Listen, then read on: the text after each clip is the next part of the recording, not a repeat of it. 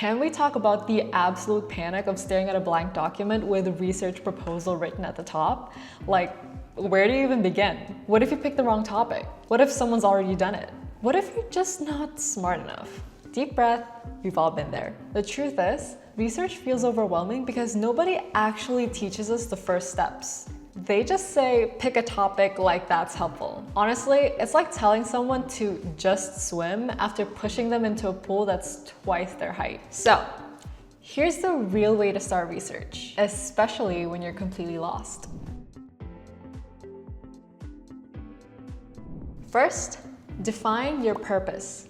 Not your topic, your purpose. What problem irritates you the most? What keeps you up at night? What change do you want to see in the world? Write it down and make it personal. Remember, research is like a marathon. You caring about your purpose is what's going to get you through the hard times. Now, turn that purpose into one question. One crystal clear question. Don't do, how does social media affect people?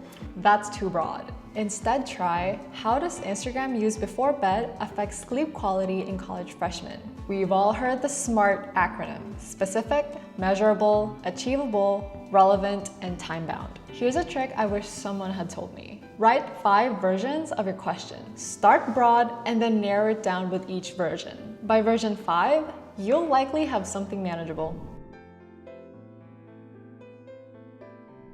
Next, the quick and dirty literature review. But you're not reading anything yet, you're just scanning. First, hit Google Scholar, type in your keywords, then read the abstracts of the first 20 results. What are people talking about? What methods are they using? What gaps are they mentioning? Based on those studies, make 3 lists. What we know, what we don't know, and what are people arguing about. Your research is gonna live in the last 2 columns.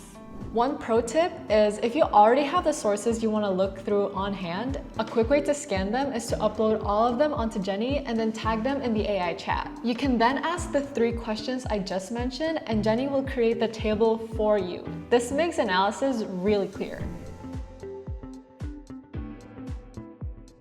Now, it's time to pick your method. Don't overthink this. Are you measuring something?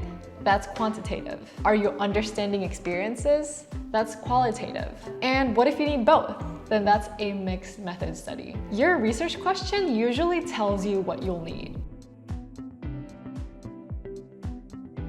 Finally, and this is crucial, create your outline before you read another word. I know it feels backwards, but trust me, your outline is your roadmap. It keeps you from getting lost in the research rabbit hole. Here's the basic structure: introduction, literature review, methodology, expected results, and timeline. What's the quickest way to do this? Plug in your topic into Jenny and choose standard headings. Jenny will automatically create the headings for you so that you can start writing immediately.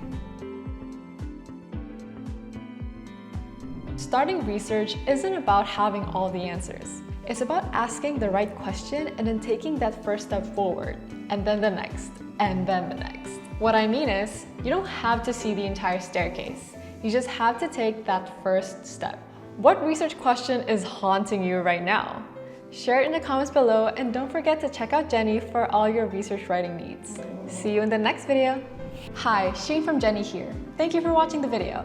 Jenny is an all-in-one writing workspace that's designed specifically for students, researchers, and academics. Jenny helps you write with smart suggestions that include citations, manage all of your sources in one place, paraphrase your writing into any tone, and it also offers a smart Jenny chat, which is basically ChatGPT but tailored specifically for academics. You can try it out for free today. Link is in the description box. See you in the next video.